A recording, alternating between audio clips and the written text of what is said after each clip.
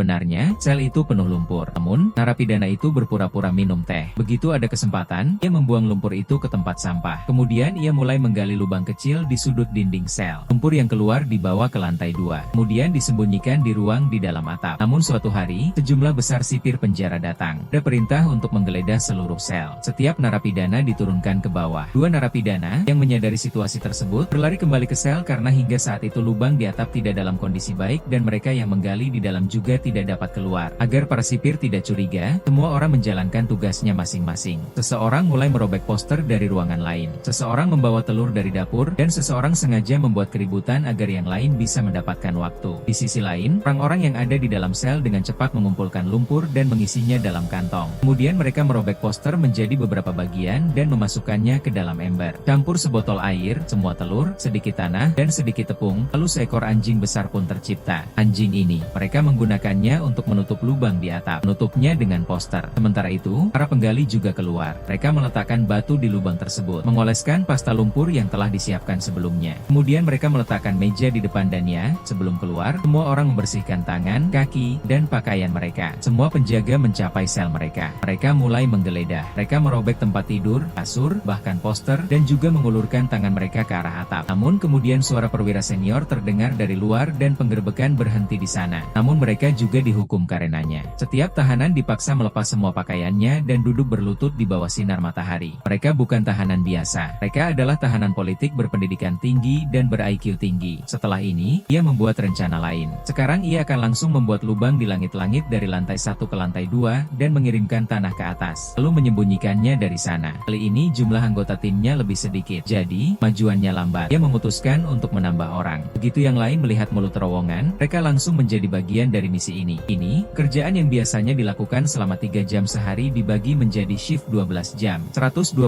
kg tanah mulai keluar setiap hari. Seseorang dengan latar belakang teknik juga memasang kabel agar lampu dapat menyala di dalam terowongan. Namun, seiring terowongan semakin dalam, banyak tahanan mulai pingsan karena kekurangan oksigen. Untuk mengatasi masalah ini, seseorang pergi ke bengkel untuk mendapatkan motor. Ia berjanji akan membawanya saat mereka berhasil lolos. Kemudian ia mendapatkan motor tersebut. Ia kemudian meminta anggota keluarganya untuk membawa pipa plastik untuk pertemuan. Ia